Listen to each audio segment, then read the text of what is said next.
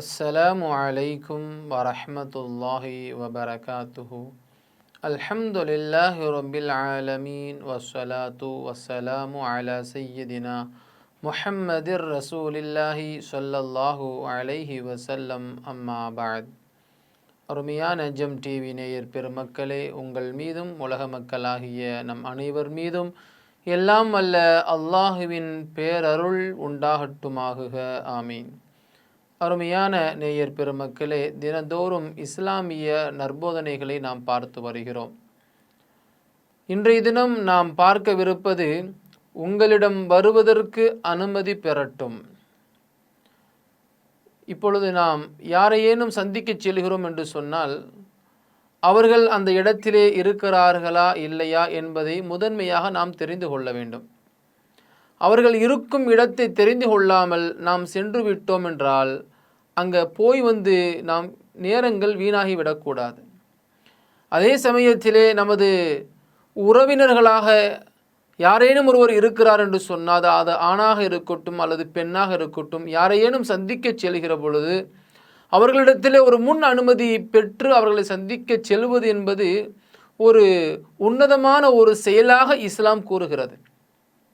ஏனென்று சொன்னால், ஒவ்வொரு மனிதர்களும் அவரவர்களுடைய நிலை எந்த நிலையிலே இருக்கும் என்பதை யாராலும் அறிய முடியாது.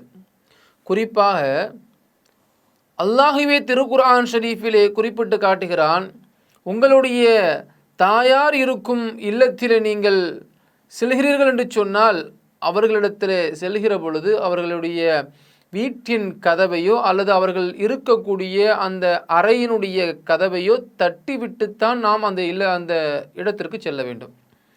நமது தாயார் தானே இருக்கிறார், நமது சகோதரி தானே இருக்கிறார் என்று நாம் அவர்களிடத்தில் கதவை தட்டாமல் நாம் சென்று விடக்கூடாது. ஏனென்று சொன்னால் அவர்கள் அந்த அறையில் எப்படி இருக்கிறார்கள் என்பதை நாம் அறிய முடியாது. அல்லாஹு சுப்ஹானஹு தஆலா நீங்கள் எப்படி நடந்து கொள்ள வேண்டும் என்பதை அல் குர்ஆன் ஷரீஃபிலே இப்படி குறிப்பிட்டு காட்டுகிறான்.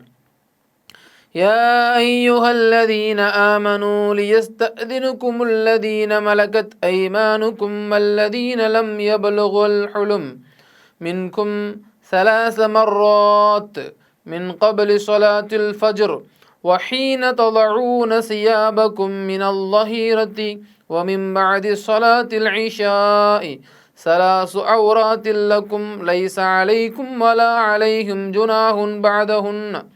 ஒரு பெரிய ஒரு வசனம்.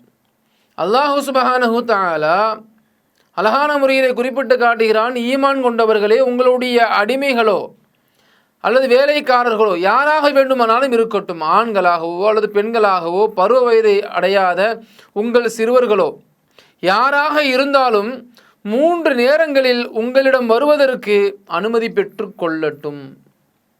எவ்வளவு அழகான முறையில் அல்லாஹ் குறிப்பிட்டு காட்டுகிறான். யாராக இருந்தாலும் உங்களிடம் வருவதற்கு அனுமதி பெறட்டும் என்று அல்லாஹ் கூறுகிறான். ஏனென்று சொன்னால் அந்த நேரம் என்பது எப்பேற்பட்ட நேரமாக இருக்கிறது என்றால் அல்லாஹ் அதவே திருக்குர்ஆன் ஷரீஃபிலே இப்படி குறிப்பிட்டு காட்டுகிறான், 3 நேரங்களில் உங்களுடைய இடத்தில் வருவதற்கு அனுமதி பெறட்டும் என்று சொல்லிவிட்டு முதன்மையாக அந்த இடத்தினுடைய நேரத்தை குறிப்பிட்டு காட்டுகிறான், வைகரை தொழுகைக்கு முன்பு. அதாவது ஸலாத்துல் ஃபஜ்ர், ஃபஜ்ருடைய தொழுகைக்கு முன்பதாக ஒரு அறையினுடைய கதவை தட்டாமல் நாம் உள்ளே செல்கிறோம் என்று சொன்னால் அவர்கள் எந்த நிலையிலே உறங்குகிறார்கள் என்பதை நாம் அறிய முடியாது. ஏனென்று சொன்னால் உறங்குகிற பொழுது ஒரு சிலருடைய ஆடை அங்குமிங்குமாக ஒதுங்கி இருக்கலாம். அது ஆணாக இருந்தாலும் சரி, பெண்ணாக இருந்தாலும் சரி, நமது தாயாராக இருந்தாலும் சரி, சகோதரியாக இருந்தாலும் சரி, நாம் அதிகாலை நேரம் உறங்கி கொண்டிருக்கக்கூடிய வேளையில் அவர்களுடைய அறைக்கு செல்ல வேண்டிய கட்டாயம் ஏற்பட்டால் அவர்களிடத்தில் அனுமதி கேட்டு செல்ல வேண்டும். அப்படி இல்லை என்றால் கதவை தட்டி செல்ல வேண்டும். இது ஒரு ஒழுங்குமுறையாக இருப்பதாக அல் குர்ஆன் ஷரீஃப் கூறுகிறது. அதே நேரத்தில் அதற்கு அடுத்தபடியாக இன்னொரு நேரத்தை அல்லாஹ் குறிப்பிட்டு காட்டுகிறான், வஹீன தலஊன சியாபக்கும் மினல் லஹீரத்தி, மதிய வேளையில் நீங்கள் உங்கள் ஆடைகளை களைந்திருக்கும் சமயத்திலே. ஏனென்று சொன்னால் மதிய நேரத்திலே சில நபர்கள் கொஞ்சம் அயர்ந்து உறங்கும் பழக்கத்தை கடைபிடிக்கிறார்கள். ஆகையினால் அல்லாஹ் இங்கே குறிப்பிட்டு காட்டுவது என்று சொன்னால், மதிய வேளையாக இருக்கிறது, அந்த சமயத்தில் ஓய்வெடுக்கக்கூடிய சமயமாக இருந்தாலோ அல்லது அவர்களுடைய அறையில் அவர்கள் எந்த நிலையில் இருப்பார்கள் என்பதை யாரும் அறிய முடியாது. ஆகையினால் அந்த மதிய வேளை நேரமாக இருந்தாலும் கூட அந்த அறையின் கதவை தட்டி அனுமதி கேட்டு செல்லட்டும். மூன்றாவதாக அல்லாஹ் குறிப்பிட்டு காட்டுகிறான், இஷா தொழுகைக்கு பின்பு. இஷா தொழுகைக்கு பின்னர் அவர்கள் உடனடியாக படுக்கைக்கு சென்றிருக்கலாம், அவர்கள் அந்த இடத்திலே உடை மாற்றக்கூடிய ஒரு நிலை இருக்கலாம். ஆகையினால் எந்த நேரம் எப்படி இருக்கிறது என்பதை யாராலும் அறிய முடியாது. ஆகையினால அல் குர்ஆன் ஷரீஃபிலே அல்லாஹ் இப்படி குறிப்பிட்டு காட்டுகிறான், ஒவ்வொரு ஆணும் பெண்ணும் இங்கிதத்தோடு நடந்து கொள்ள வேண்டும், ஒரு ஒழுக்க நெறிமுறையை பின்பற்றி நடக்க வேண்டும். தன்னுடைய இல்லத்திலே தாயார் இருந்தாலும் சரி, சகோதரிகள் இருந்தாலும் சரி, யாராக இருந்தாலும் அவர்களுடைய நிலை அறிந்துதான் அவர்களுடைய அறைக்குள் செல்ல வேண்டும்.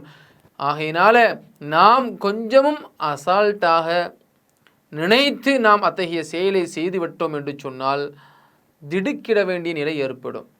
ஆகையினால் அத்தகைய இங்கிதத்தோடு நாம் நடந்து கொள்ள வேண்டும். அப்படி இங்கிதத்தோடு நடந்து கொள்ளக்கூடிய ஒவ்வொரு ஆணையும் பெண்ணையும் அல்லாஹ் தஆலா ஒழுக்கம் உள்ளவர்களாக நேசிக்கிறான்.